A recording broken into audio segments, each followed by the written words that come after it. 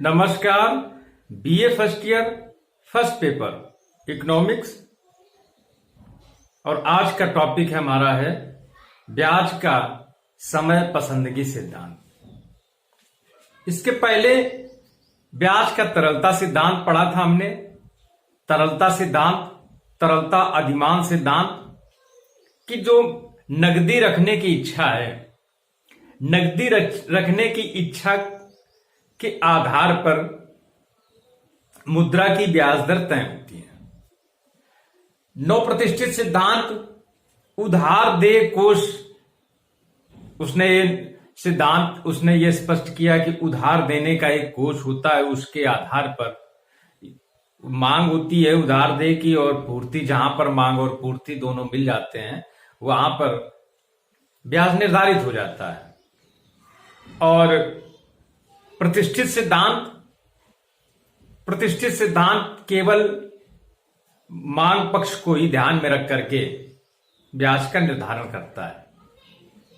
Irving Fisher ने एक सिद्धांत प्रस्तुत किया, ब्याज का समय पसंदगी सिद्धांत, time preference of interest theory.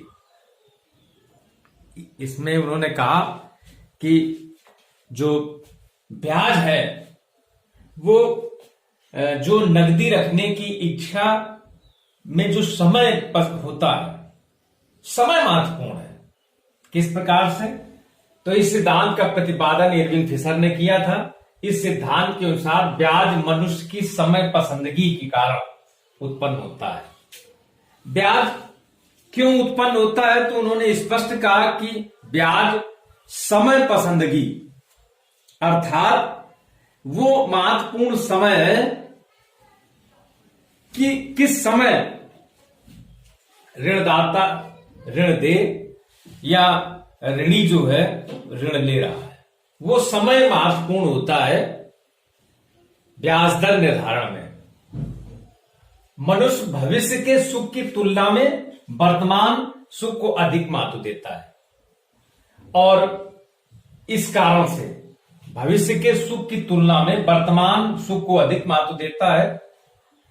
इस कारण से वर्तमान में मुद्रा रखने की इच्छा प्रबल होती है। तो समय पसंदगी अधिक होने के कारण ब्याज की दर अधिक होती है, जबकि समय पसंदगी कम होने के कारण ब्याज दर कम हो जाती है।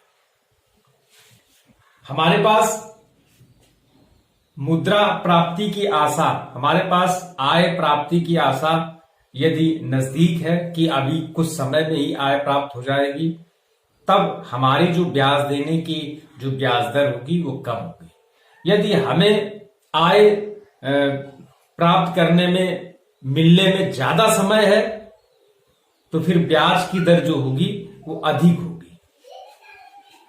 समय पसंदगी निम्न तत्वों पर निर्भर होता है। किन किन तत्वों पर समय पसंदगी जो है, टाइम प्रेफरेंस, निर्भर करता है? तो पहला है इरविंग फिशर के अनुसार आय का आकार। आय का आकार जितना अधिक होगा समय पसंदगी उतनी ही कम होगी। आय का आकार कम है तो समय पसंदगी भी कम होगी।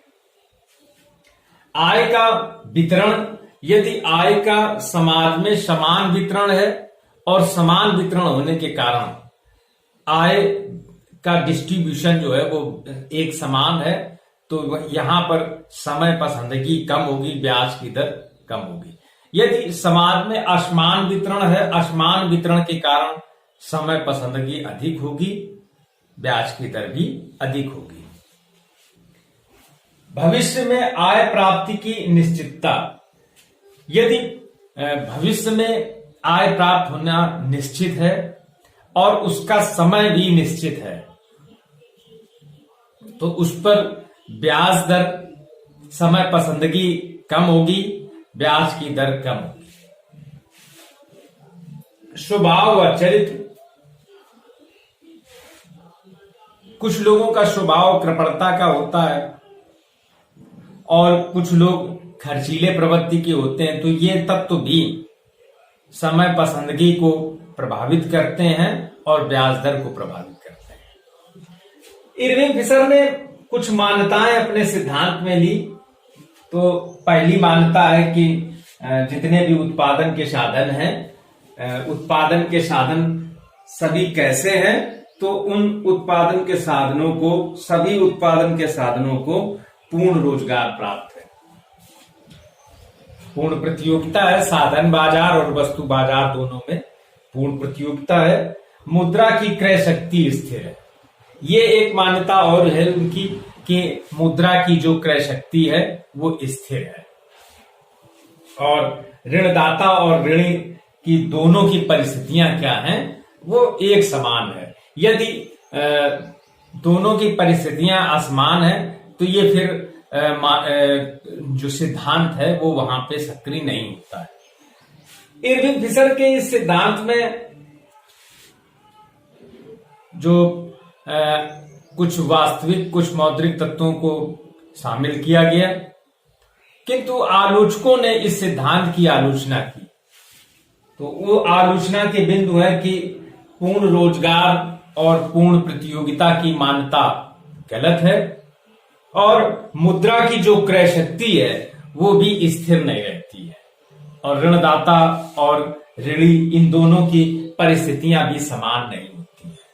तो अनेक आलोचनाओं के बाद भी इरविंग फिशर ने मौद्रिक तत्वों और वास्तविक तत्वों के मिश्रण के द्वारा या दोनों तत्वों को महत्व दे करके ब्याज निर्धारण का एक सरल सिद्धांत हमारे सामने प्रस्तुत किया है।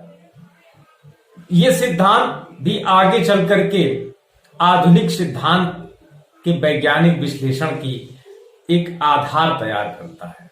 धन्यवाद।